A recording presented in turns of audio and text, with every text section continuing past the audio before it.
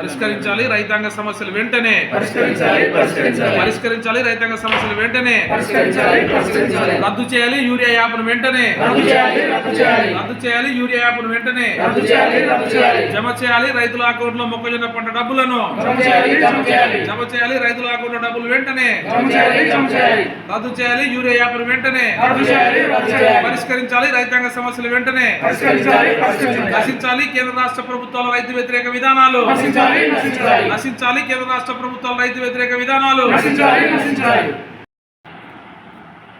తెలంగాణ రైతు సంఘం జిల్లా కమిటీ సమావేశాన్ని ఈరోజు జరిగింది.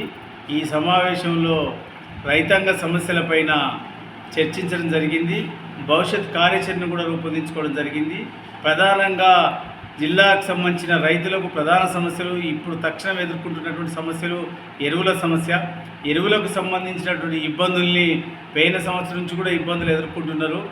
ఇప్పటికైనా ప్రభుత్వం గుర్తించి ఆచరణలో వచ్చినటువంటి ఇబ్బందుల్ని దృష్టిలో పెట్టుకొని ఏదైతే ప్రభుత్వం తీసుకొచ్చిన యాప్ ఏదైతుందో యాప్ వల్ల యూరియా యాప్ వల్ల ఏమాత్రం కూడా ప్రయోజనం కలగలేదు, అది ఆచరణలో తేలిపోయింది.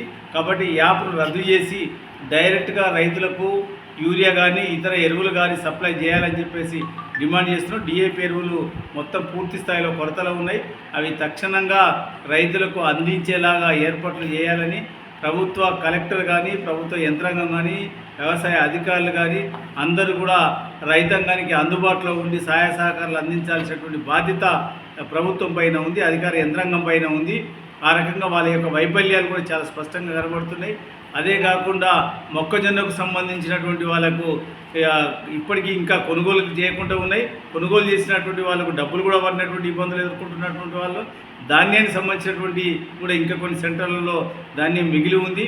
మొత్తం ధాన్యాన్ని పూర్తి స్థాయిలో కొనుగోలు చేయాలని చెప్పేసి తెలంగాణ రైతు సంఘం డిమాండ్ చేస్తుంది. అట్లాగే రైతాంగానికి సంబంధించినటువంటి ఇతర సమస్యల మీద కూడా, ఎందుకంటే రైతాంగం ఇవాళ మళ్ళీ ఈ సీజన్ స్టార్ట్ అవుతుంది. ఇప్పటికే రైతాంగం చాలా రకాల గతంలో రైతు భరోసా పేరుతో సహకారం అందిస్తున్నారు. ఆ డబ్బులు కూడా పడినటువంటి పరిస్థితి.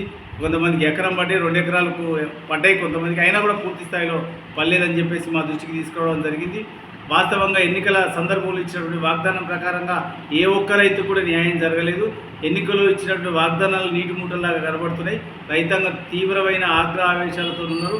ఇప్పటికైనా ప్రభుత్వం గుర్తించి వాళ్లకు రైతు భరోసాకు సంబంధించిన డబ్బులు పూర్తి స్థాయిలో వేయాలని చెప్పేసి తెలంగాణ రైతు సంఘం జిల్లా కమిటీ డిమాండ్ చేస్తుంది.